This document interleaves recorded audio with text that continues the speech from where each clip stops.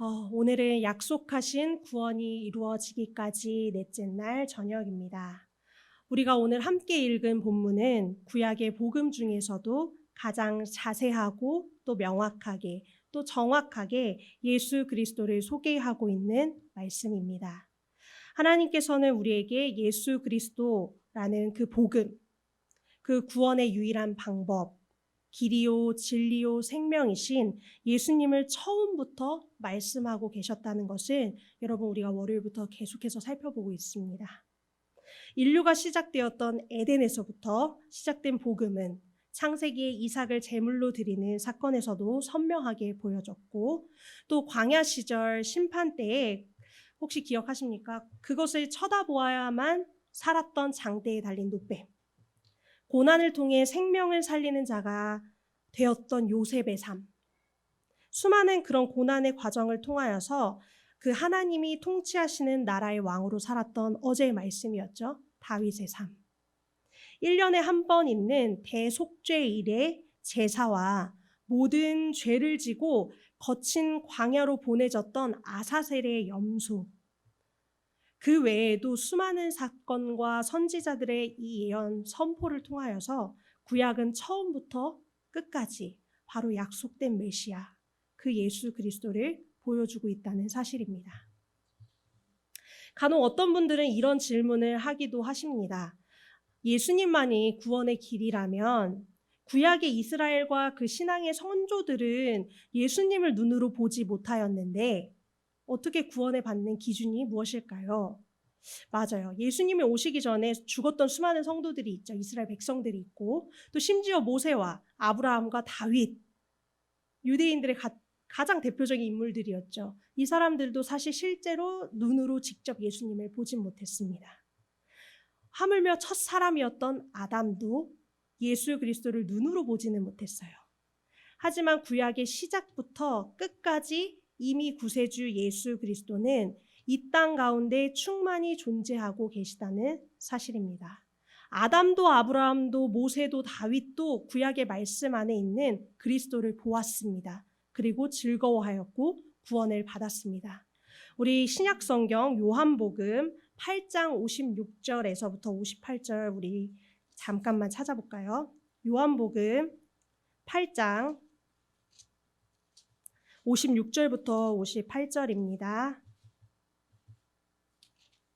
신약 160페이지입니다. 너희 조상 아브라함은 나의 때 볼 것을 즐거워하다가 보고 기뻐하였으니라.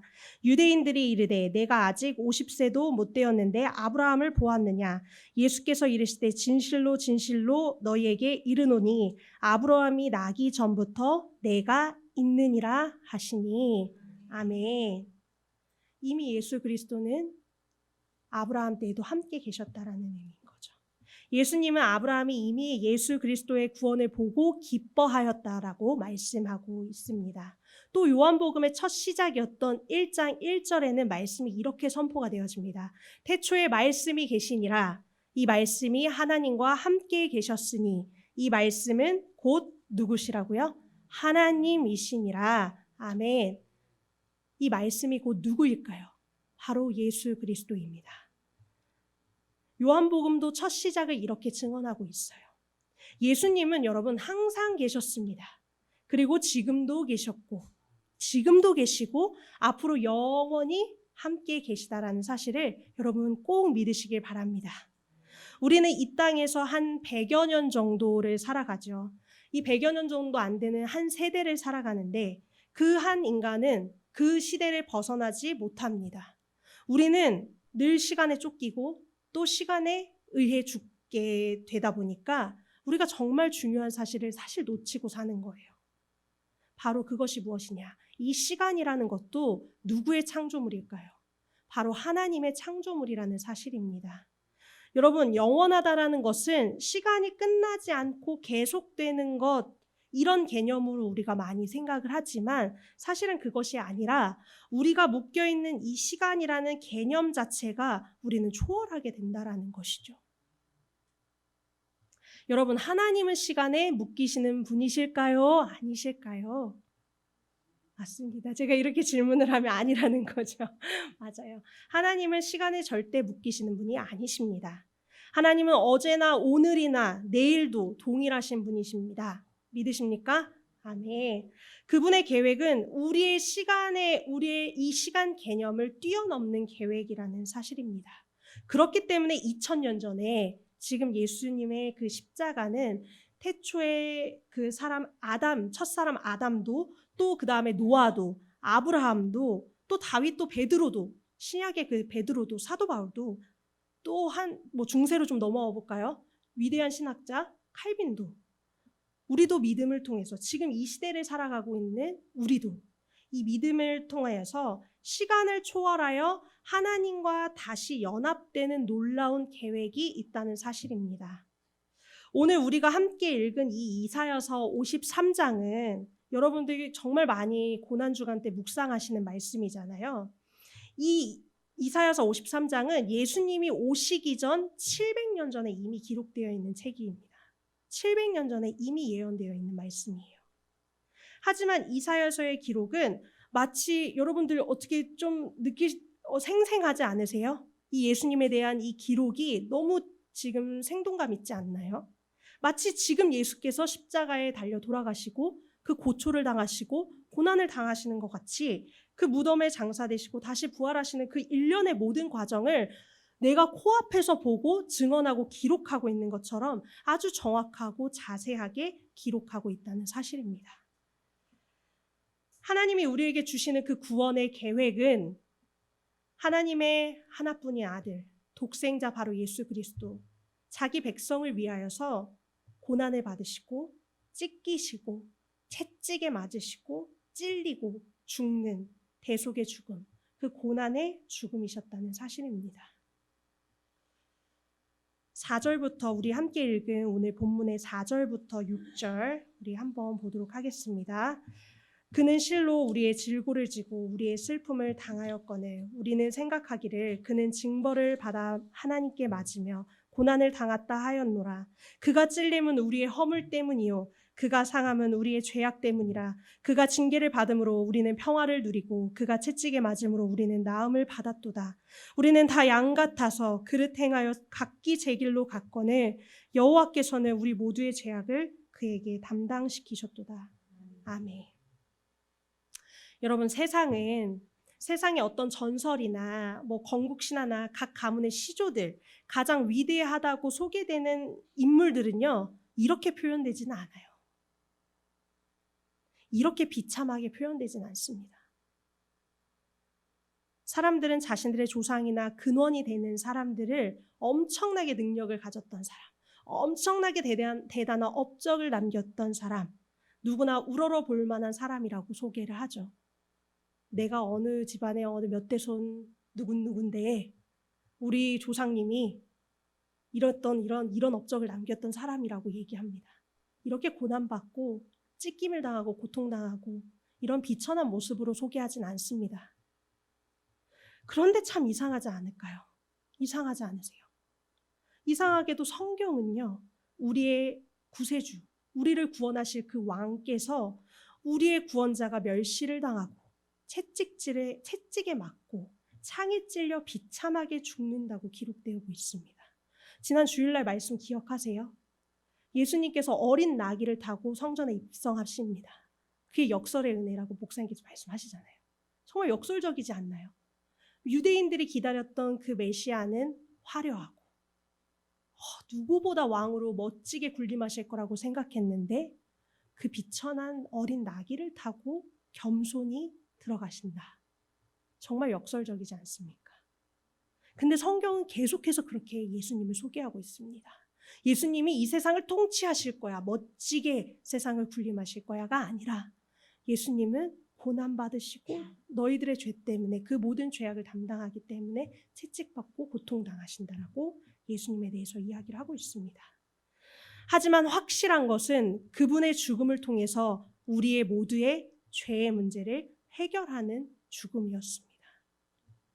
우리는 오늘 말씀처럼 천방지축 양처럼 목자 되신 하나님, 생명의 하나님의 품에서 다 흩어져서 이리저리 우리가 도망가 버리고 마음대로 살았습니다. 수많은 죄악된 생각과 행동들, 이기적인 삶의 방식, 세상 사람과는 다를 바 없는 그런 모습들 가지고 여전히 내가 옳다라고 생각하며 나의 의를 가지고 주님 품으로 돌아올 생각이 없는 게 바로 우리의 삶이라는 거죠.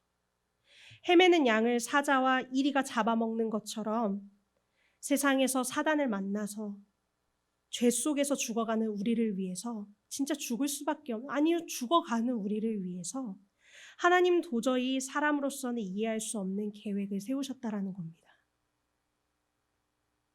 그냥 내버려 두면 다 알아서 멸망해버리고 지네들 죄값 치르고 그냥 죽어버려도 마땅한 우리가, 이 우리들을 위해서, 이 하나님의 자녀라고 불리는 우리들을 위해서 당신의 하나뿐이었던 독생자 아들을 이 땅에 보내사 그 모든 고통을 다 짊어지게 하시고 죄악의 죽음을 다 지고 어디까지 가셨나요? 죽음의 자리까지 낮아지셨다는 것입니다. 우리는 이런 사랑을 성경 외에는 도저히 찾을 수가 없습니다. 이런 사랑의 원리를 여러분들 세상에서 받아보신 적 있나요? 여러분, 성경은 3,500년 동안 40여 명의 인간의 손에, 저자의 손에 쓰여졌습니다. 그런데 어떻게 이 모든 성경 말씀이 고통당하는 메시아, 우리의 죄를 위해서 대신 죽을 메시아로 계속해서 가르칠 수가 있을까요? 이것이 우연이 될 수 있는 것입니까? 시대도 달랐고 살아온 삶도 달랐고 예수님을 본 적이 없는 사람들도 많은데 우연히 몇십 년밖에 살지 못하는 이 인간들이 3,500년이라는 그 시간 동안 40명의 저자들을 통해서 우연히 한 방향과 한 가지의 목적을 가진 책을 이어서 쓸 수 있다는 것이 말이 된다라고 생각하십니까? 성경 자체가 도저히 하나님을 부정할 수 없는 증거입니다. 이것이 바로. 그리고 그것이 하나님의 말씀이고 살아있는 하나님의 말씀이시며 또 살아계신 하나님의 계획이라는 사실입니다. 하나님께서는 당신의 영원하신 계획 안에 우리를 그 품 안에 다시 당신의 품 안에 다시 안아주시기 위해서 가장 값진 자신의 아들을 희생시키셨습니다. 바로 우리를 위해서요. 아무것도 아닌 우리를 위해서요. 우리가 대체 뭔데요? 뭐가 특별하나요? 우리가 뭐가 잘났나요? 우리가 하나님께 무언가 드릴 수 있고 채워드릴 수 있는 존재인가요? 그렇지도 않잖아요. 우리는 아무것도 아닌데요. 정말 아무것도 없는데 하나님께서는 그저 우리가 하나님, 예수님의 그 십자가로 말미암아 우리를 구원해 주신 것을 나는 믿습니다. 나는 그의 피로 다시 살았음을 믿습니다. 이 고백, 이 복음에 대한 고백 하나면 하나님께서는 우리를 모든 것을 품어주십니다. 사랑한다. 너의 모든 죄를 사하노라. 이렇게 말씀하신다는 것이죠. 여러분, 그리스도의 고난을 깊이 묵상하는 고난주간입니다. 여러분들 한 주의 삶, 아니 오늘 하루의 삶에서 어떤 것을 묵상하며 살아가셨나요? 우리는 계속해서 삶 가운데 발버둥 치면서 살고 있습니다. 모두 각자의 자리에서 오늘 하루도 너무 수고 많으셨죠. 다현이가 그러더라고요. 정말 오늘 학교 가기 너무 힘들었다고, 너무 피곤해서 비가 오니까 더 힘들었다고요. 근데 2시간을 뚫고 비 오는 이 날씨를 뚫고 학교를 갔다고 합니다. 다현이도 이 대학생도 정말 힘들게 치열하게 삶을 살아갑니다. 또 우리 중고등학교, 우리 다음 세대 청년들 다 그렇게 살아가고 여러분들 사회에서 직장 생활하시는 여러분들 얼마나 치열하게 살아가십니까? 이 세상 가운데 힘들지 않은 사람은 사실 없습니다. 다 처절하게 여러분들 살아가고 계시는 거, 삶 가운데 고군분투하시면서 살아가시는 거 다 압니다. 그런데 여러분, 우리가 당하는 이 고통은 예수님이 당하신 고난이랑은 좀 다릅니다. 주님의 고난은 내가 살기 위한 고난이 아니라 살려내기 위한 고난이셨다는 사실입니다. 지금도 죽어가고 있는, 지금도 여전히 하나님을 모르고 주님을 모르는 죽어가고 있는 백성들, 그 백성들을 향하여 살려내시기 위해 고난 받으셨다는 것입니다. 불구덩이에 빠진 양을 그냥 내버려 두어도 되는데 불구덩이에 빠진 양을 구하기 위해 직접 불구덩이로 뛰어들어가 건져 올리는 것이 바로 하나님의 계획이 있었다는 사실입니다. 불구덩이로 들어간 건 양인데요. 주인 되시고 목자 되신 예수님께서 대신 죽으셨습니다. 요한복음 10장 11절에 나는 선한 목자라 선한 목자는 양들을 위하여 목숨을 버리거니와. 아멘. 양을 위해 죽는 목자라는 것, 이 사랑의 원리는 세상에 없는 원리입니다. 말이 안 되는 사랑이고요. 손해보는 사랑이고, 근데 그 손해보는 사랑이 바로 예수 그리스도의 고난이며 그 십자가이며 하나님의 놀라운 계획이라는 사실입니다. 그래서 늘 복음은요, 여러분 어디로 기결되는지 아십니까? 바로 십자가로 기결이 되는 것입니다. 성경의 수많은 내용들은 우리의 삶의 모든 방향을 딱 한 가운데로요 이끄는데요. 그것이 하나님의 계획을 깨닫는 곳, 그곳이 바로 주님의 십자가 앞으로 우리를 내다 놓는 것입니다. 우리를 데려다 놓는다는 것이죠. 그래서 우리가 고백해야 될 것은 십자가면 충분합니다. 예수님, 나는 당신의 십자가면 충분합니다. 이 고백이 우리 삶 가운데 계속해서 일어나야 합니다. 여러분, 저도 사실 그 십자가를 날마다 묵상하진 않아요. 그리고 묵상하다가도 많이 놓쳐버리거든요. 당연시 되겠는 부분도 있고요. 그래서 제가 우연히 영상을 보다가 이 영상을 여러분들과 함께 나누면 좋겠다는 마음에 이 영상을 준비했습니다. 여러분들 함께 이 십자가의 은혜들을 같이 묵상하며 나누는 시간 되었으면 좋겠습니다.